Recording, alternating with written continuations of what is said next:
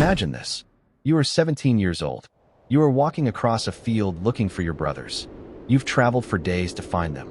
And when you finally spot them in the distance, you wave. You call out. They see you too. And the moment they do, they start planning how to kill you. These are not strangers, not enemies.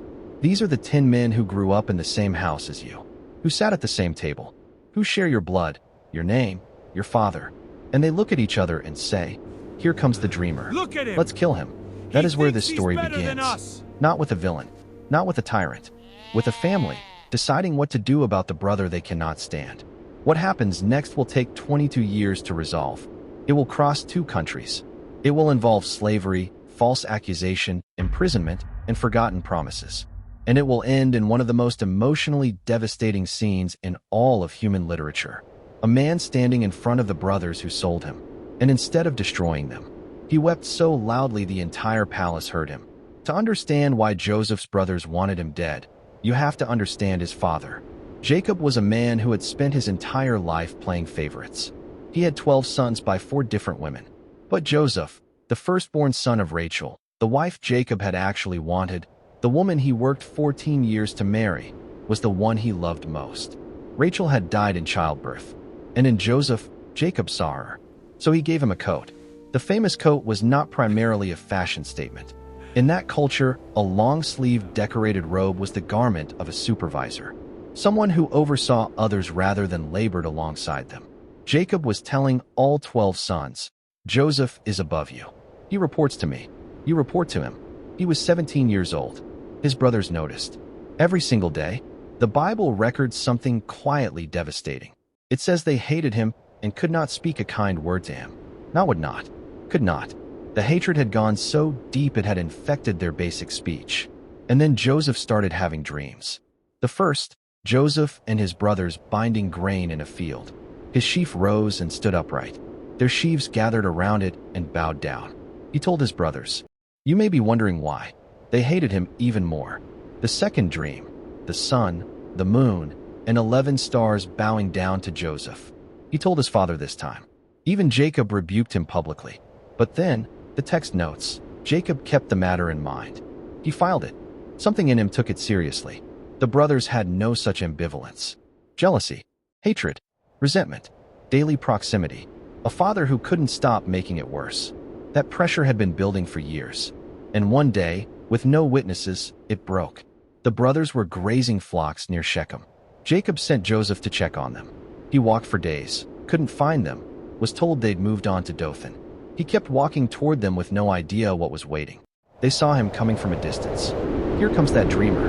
Come now, let's kill him and throw him into a cistern. Say a wild animal devoured him. Then we'll see what comes of his dreams. The sarcasm in that last line is almost unbearable. Reuben, the eldest, objected. Not from moral outrage. Tactically, he didn't want blood on his hands. Suggested throwing Joseph in alive, with a private plan to rescue him later. Joseph arrived. They grabbed him. They stripped the coat off him.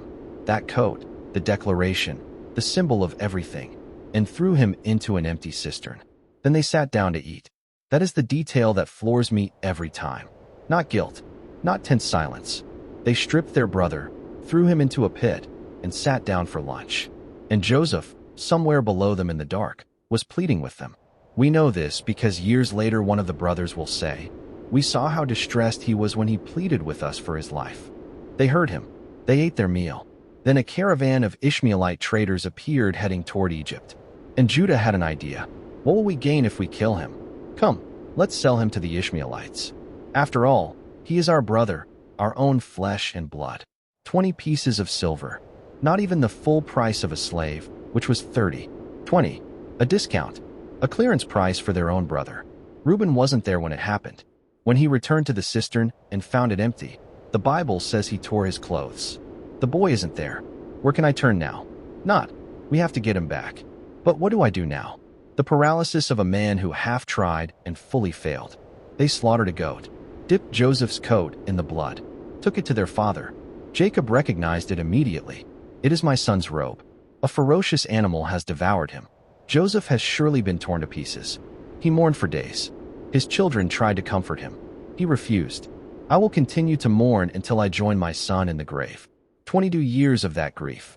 That is what his sons chose for their father, along with everything they chose for Joseph.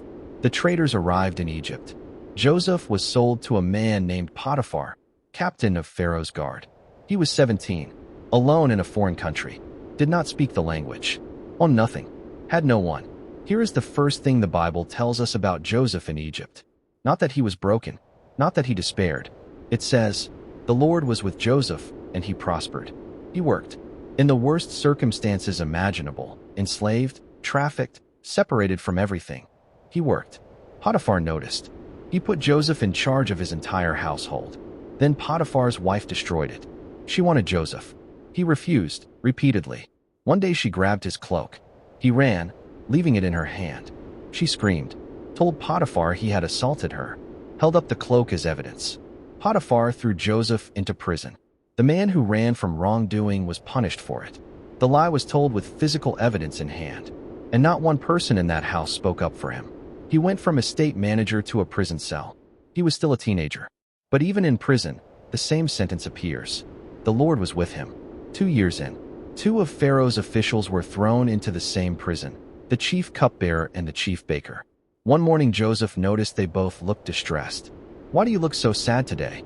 This small question, this act of noticing someone else's pain in the middle of his own suffering, is one of the quiet masterstrokes of Joseph's character.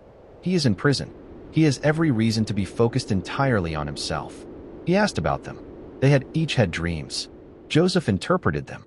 The cupbearer would be restored in 3 days. The baker would be executed in 3 days.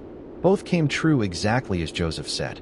Before the cupbearer left, Joseph made one request. "When all goes well with you, remember me. Mention me to Pharaoh. Get me out of this prison. I was taken from my homeland by force, and I have done nothing to deserve this dungeon." The cupbearer was released, restored to his position in Pharaoh's palace. And he forgot Joseph entirely. 2 more years passed in that cell. Then Pharaoh had a dream. 7 fat cows devoured by 7 thin ones.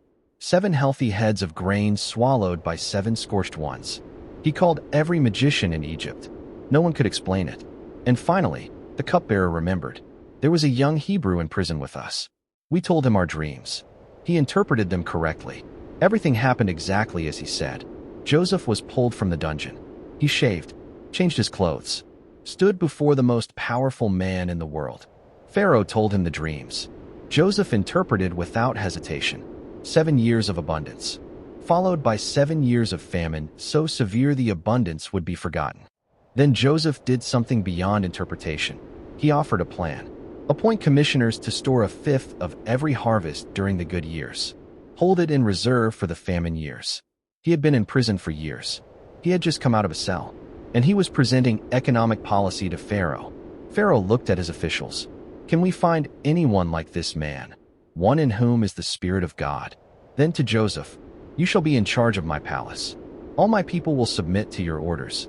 Only with respect to the throne will I be greater than you." Joseph was 30 years old. 13 years after his brothers threw him in a pit, he became prime minister of Egypt. The 7 years of abundance came. Joseph stored grain until he stopped keeping records. There was simply too much to count. Then the famine began. It spread far beyond Egypt. It reached Canaan. It reached the old man named Jacob, watching his food supply dwindle, trying to figure out how to keep his family alive. He heard there was grain in Egypt. He sent his 10 oldest sons to buy it. He kept Benjamin home, his youngest, Rachel's other son, the child he had held onto more tightly than ever since he lost Joseph. The 10 brothers arrived in Egypt and were brought before the official in charge of grain. They bowed to the ground before him. The man staring at them, holding the power of life and death over them in a famine, was Joseph. He recognized them immediately. They had no idea who he was. He was in Egyptian clothing, had an Egyptian name, spoke through an interpreter. He was nothing like the 17-year-old they had sold into slavery 13 years ago. They bowed before him, asking for grain. And the dreams from decades ago, the sheaves, the stars, had just come true. What Joseph does next is deeply misunderstood when read too quickly. He accuses them of being spies, throws them in prison for 3 days, releases all but Simeon, kept as hostage, and sends the others home with grain and their silver secretly returned in their sacks. His condition, If you want Simeon back, bring your youngest brother. The brothers look at each other, in front of Joseph and his interpreter, and say, "Surely we are being punished because of our brother. We saw how distressed he was when he pleaded with us for his life, but we would not listen." They don't know the interpreter is unnecessary. They think they're speaking privately. Joseph turns away from them and weeps. This is the first of 5 times Joseph weeps in this story. Hidden, private, hearing his brothers finally say out loud what they did, acknowledging his distress, acknowledging they heard him pleading from that pit and ignored it. He composes himself, sends them away, keeps Simeon. They return to Canaan, tell Jacob everything. He refuses to let Benjamin go, but the famine deepens. The grain runs out. Eventually Judah, the same Judah who suggested selling Joseph, makes a personal guarantee for Benjamin's safety. Jacob agrees. The brothers return to Egypt with Benjamin and double silver. They are brought to Joseph's house, terrified they're being arrested. But Joseph has a meal prepared. He arrives at noon, asks about their father, looks at Benjamin. "Is this your youngest brother?" Then he says, "God be gracious to you, my son." And he leaves the room. He goes to his private chamber and weeps.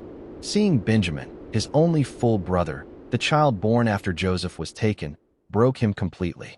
He washed his face, came back, sat down to eat, seated the brothers in perfect birth order, which terrified them, because how could he know? Had Benjamin's portion served 5 times larger than everyone else's. They drank and were merry with him. He had one more test. He sent them away the next morning with grain, and had his silver cup hidden in Benjamin's sack, then sent his steward after them. The cup was found. They tore their clothes, went back to the city, fell before Joseph on the ground. Joseph said, "Only the man with the cup stays. The rest of you, go home." And Judah stepped forward. He explained everything. The father who lost one son and would die if he lost another. The personal guarantee he had made. Then he ended with this: "Please let your servant remain here as my lord's slave in place of the boy. How can I go back to my father if the boy is not with me?" The man who once said, "Let's sell him," was now offering to become a slave so his brother could go free. Joseph could not control himself any longer. He told every Egyptian in the room to leave. He cleared the hall, just him and them. And then, standing alone with the 10 men who had sold him, Joseph wept so loudly that the Egyptians outside heard it, that the household of Pharaoh heard it. "I am Joseph. Is my father still living?" The brothers could not answer.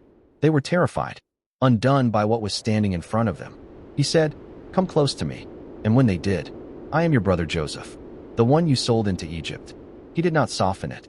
He named it plainly. And then, "Do not be distressed or angry with yourselves. It was to save lives that God sent me ahead of you. It was not you who sent me here, but God." He wept again as he held Benjamin.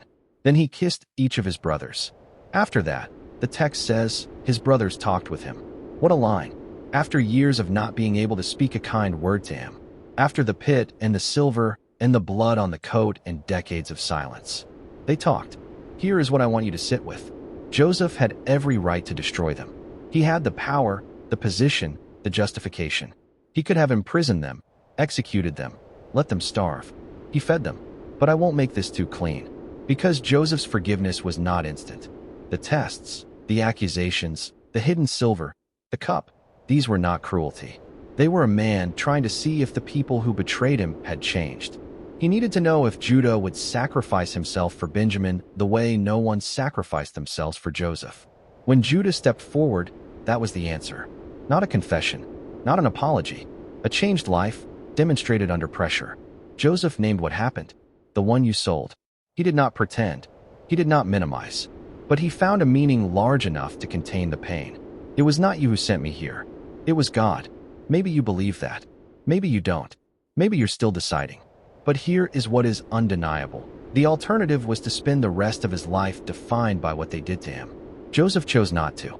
He was 17 when they threw him in the pit, 30 when he stood before Pharaoh, 39 when he stood before his brothers and wept until the palace heard him. 22 years. Slavery, false accusation, prison, forgotten promises, famine, and at the end of it, not revenge, not bitterness dressed up as justice, a feast, a reunion, his father arriving in Egypt, holding a son he had spent over 2 decades mourning. There will be pits in your life, Moments where the people who should protect you are the ones who put you there. Moments where you do the right thing and get punished for it. Moments where someone promises to remember you and forgets. The pit is not the end of the story. The prison is not the end of the story. Even the forgetting is not the end of the story. Joseph's dreams came true, but not the way he imagined. Not on any timeline he would have chosen. Not through any path he would have designed. He had to go through the pit to get to the palace. And there was no shortcut. No version of his story where the betrayal didn't happen and he still became who he became. The question is not whether you will have a pit. The question is who you will choose to be while you are in it. And when you finally stand before the people who put you there, what you will say?